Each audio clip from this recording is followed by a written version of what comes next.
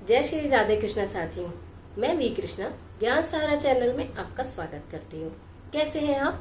आपके अच्छे स्वास्थ्य और सुखद जीवन की मंगल कामना करते हुए आपके और अपने इष्ट देवों को कोटि कोटि नमन करते हुए बड़ों को प्रणाम करते हुए वीडियो प्रारंभ करते हैं।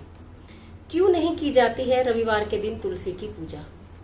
क्या है इसके पीछे पौराणिक कथा? क्यों तुलसी पूजन या तुलसी के पत्तों को तोड़ना और पूजन करना, उसका प्रयोग करना वर्जित है?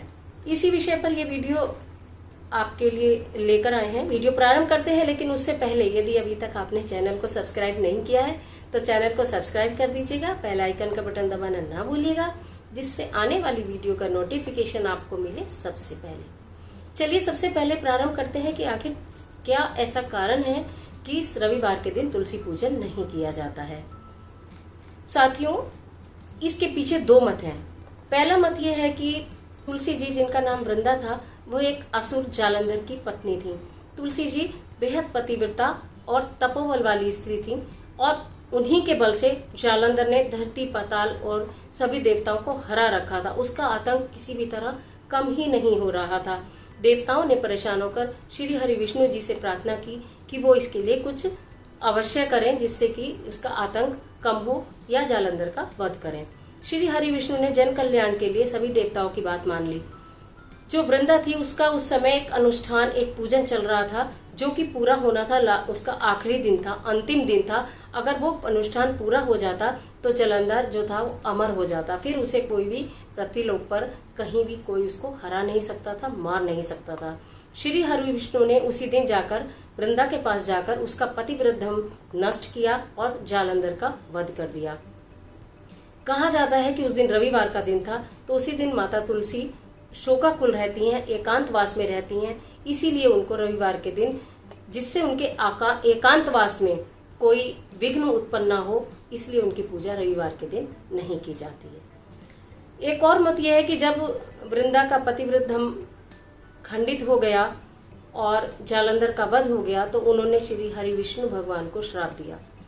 प्रति उत्तर में भगवान विष्णु ने वृंदा से कहा कि मुझे रविवार सभी वारों में सबसे ज्यादा प्रिय है और यह वार मैं तुम्हें समर्पित करता हूँ। इस वार के दिन तुम मेरी अर्धांगिनी बनकर रहोगी। कहा जाता है कि उसी दिन माता वृंदा श्री हरि विष्णु भगवान के साथ अर्धांगिनी रूप में एकांत वास करती हैं।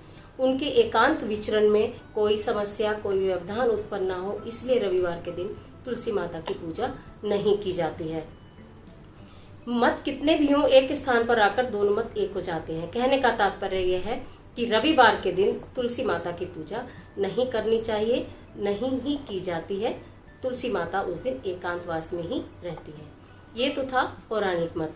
अब तुलसी जो पूजन है, उसमें मंगलवार और शनिवार में भी तुलसी को न तोड़ने का विवरण है कि मंगल और शनिवार में भी तुलसी को आपको नहीं तोड़ना चाहिए। यहाँ आपको एक बात और बताते चलें कि तुलसी जो पत्र हैं, तुलसी के पत्ते 3 दिन तक बासी नहीं माने जाते हैं।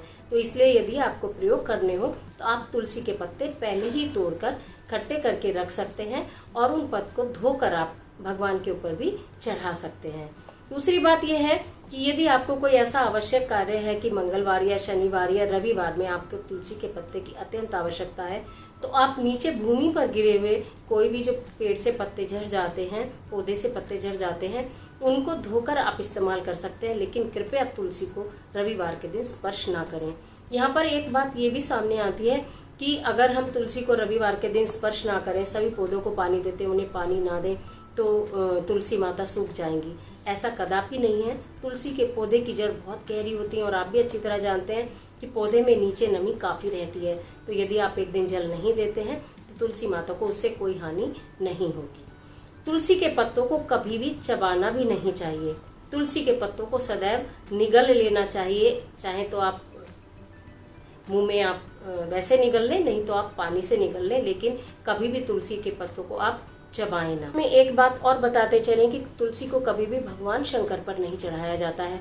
भगवान विष्णु और शंकर जी के संबंधों को ध्यान से अगर देखें तो भगवान शंकर तुलसी को अपनी माता स्वरूप मानते हैं, इसलिए भगवान शंकर के ऊपर तुलसी जी को नहीं चढ़ाया जाता है। तो ये थी तुलसी जी से संबंधित जानकारी। आशा करते हैं ये वीडियो आपको अच्छी लगी होगी।